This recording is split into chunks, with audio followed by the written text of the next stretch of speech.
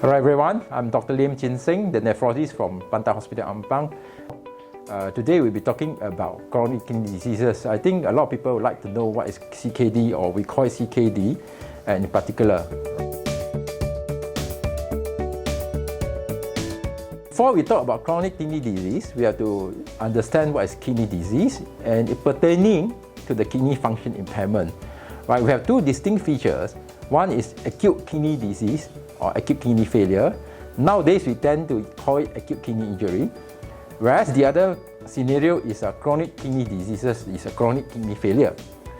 So, acute kidney injury or acute renal failure is totally different thing. It can just happen totally suddenly. Like for example, 2 weeks ago, my kidney function can be totally normal. Then suddenly, for whatever reason, I go to see doctor, check the blood test. Hey, look, your kidney function is so bad. The toxin or so-called creatinine has gone up so high. So it's 2 weeks ago normal, suddenly deteriorated, is something acute. Then good thing about acute, most of the time you can find out the cause in time and seek treatment in time, then within the golden period, we should be able to reverse the kidney failure. Whereas chronic kidney disease is totally different thing. It has been going on for weeks, months, or even years. Like for example, diabetic kidney disease. And the kidney failure evolved, deteriorate over years. So it's chronic type of features, and rarely we can reverse it. And the ultimate outcome, if you don't look after it, is dialysis. So this is called chronic kidney disease. And it happens when our body, the kidney function, cannot meet the body demand in clearing out the toxin. The toxin in particular we are talking about in this context is creatinine or blood urea. All these can be known or can be measured through the blood taking. So the kidney function is supposed to take up the toxin, so-called creatinine, from the body, balance the fluid in the body, clear other toxin, make enough blood for the body. So when kidney failure happens, the toxin accumulates in the body in the blood. Therefore, if you take the blood measuring the creatinine, you can see the creatinine is very high. So this is how we say, oh, this patient has kidney disease.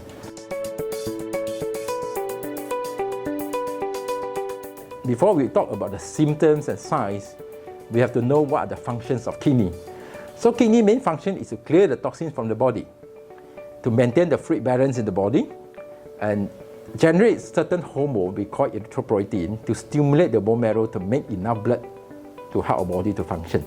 Right? And also it controls certain electrolytes like potassium, sodium. Right?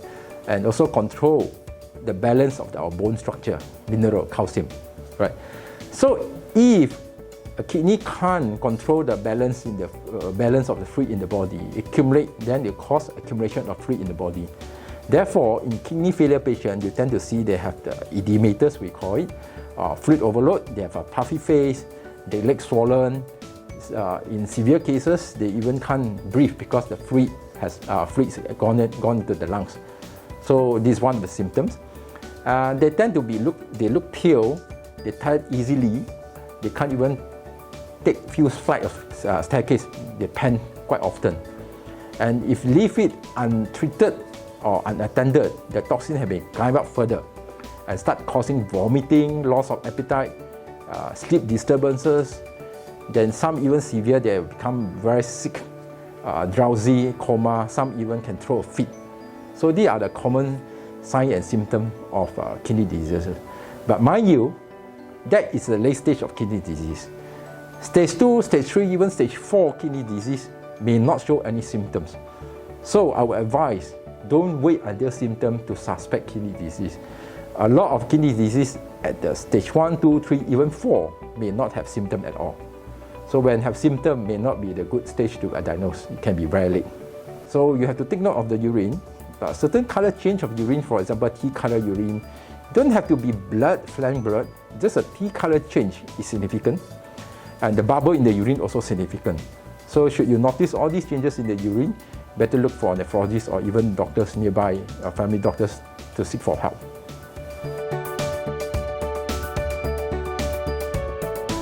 So who are the people that stand high risk to get kidney disease? Look at the statistic worldwide, including Malaysia. 60% of the dialysis population is due to diabetes mellitus. Anyone with diabetes mellitus has one of the highest risks to get kidney disease. And compounding with the hypertension, compound with the high cholesterol, sedentary lifestyle, and smoker, they tend to have this arteriosclerotic disease and cause kidney impairment. And beside that, those with the polypharmacy, simply taking medicine, traditional herb without advice from doctors, they have stand a higher risk to get kidney disease as well. And certain other factor or causes like connective tissue disease or autoimmune disease like SLE, they tend to have a risk of getting kidney disease because 70% of the SL patients will have kidney involvement as well. And certain family tend to get kidney disease based on the certain genetic disease, like for example, adult polycystic kidney disease, which is inherited from one generation to another generation. So 50% of their siblings or 50% of the children will have the chance to get the kidney disease due to these multiple cysts in the body. So there are a few factors, risk factors for kidney disease. So those with this, especially diabetic hypertension, have to regularly follow up with the doctors, get the diabetes, get the high blood pressure, BP control well, so to reduce the risk. Those with the high blood pressure, diabetes, get it treated early, control well, and don't listen to taboo or myth that blood pressure pill, diabetic pill can cause harm to the kidney. No such thing. In fact, it's the disease itself, it's diabetic itself, it's hypertension itself that cause damage to the kidney, and never the medication that cause problem to the kidney. In fact, the medication for diabetes, medication for hypertension protect kidney because it control your diabetes, it control your hypertension. It directly helps your kidney prevent it from deteriorating or prevent it from damage. So treatment of the diabetic, treatment of hypertension is the mainstay of the prevention.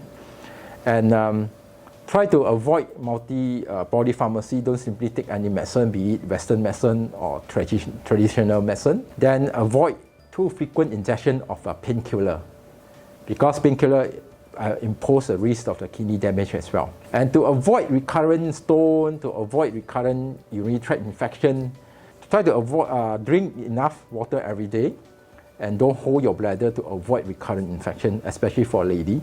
Medical checkup is very important. As I mentioned earlier, most of the kidney disease at the early stage, even stage 4, may not have symptoms. The only way to detect early stage of kidney disease is through medical checkup. Medical checkup, we usually do a blood test, we do a urine test, and to some extent, we may have to do ultrasound of the kidney as the part of the routine check for kidney disease. So medical checkup is very important. And I mentioned earlier, smoking is one of the risk factors for kidney disease. So for those smokers, please stop smoking immediately, because smoking not only causes kidney failure, but also increase the risk of the heart disease, stroke, and vascular disease as well. At this point of time, these are the few prevention that we can adopt and stay healthy.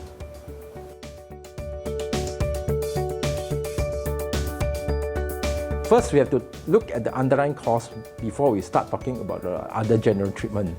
Like for example, the main cause of this CKD is due to diabetes mellitus. Therefore, we have to aggressively treat the diabetes mellitus to prevent the further deterioration. For example, the cause is hypertension, then we have to treat the hypertension, use certain blood pressure pill that confer extra bonus to the kidney protection. Right? Like for example, some other autoimmune disease also can cause CKD, then we treat the underlying autoimmune disease, for example, SLE kidney disease. Then we use a certain immunosuppressive agent. We use steroid to treat it, right? And general as a whole, for those CKD, we advocate low protein diet. Low protein diet because every protein you take in, you burden the kidney further. In the kidney, the cells get damaged, die, so less cells function for you, and therefore the kidney function deteriorates faster. Traditional herbs have to avoid most of the time. Now what if, despite all the effort, the kidney function continues to deteriorate until to the extent that, to the stage that they need dialysis? Right, in Malaysia context, there are 3 ways you can go about it. First is for transplantation, transplant the kidney, right? So in Malaysia, there are 2 types of transplant available. There is a brain death donor. The other one is a live donor. from immediate family members, for example, their brother, sister, their parents to the children. The other two modalities are dialysis. There are two types of dialysis. One is hemodialysis using blood. The other one is peritoneal dialysis using fluid go into the abdomen there as a filter, and they pass it out, the toxin. So hemodialysis is very commonly used in Malaysia. 90% of the dialysis population use hemodialysis. Generally speaking, the patient will go to the dialysis center 3 times a week, each time 4 hours. During that 4 hours, they'll clean out all the toxin, take out the excess fluid. There are a few types of peritoneal dialysis available in Malaysia, but the principle is to put the tube over the abdomen.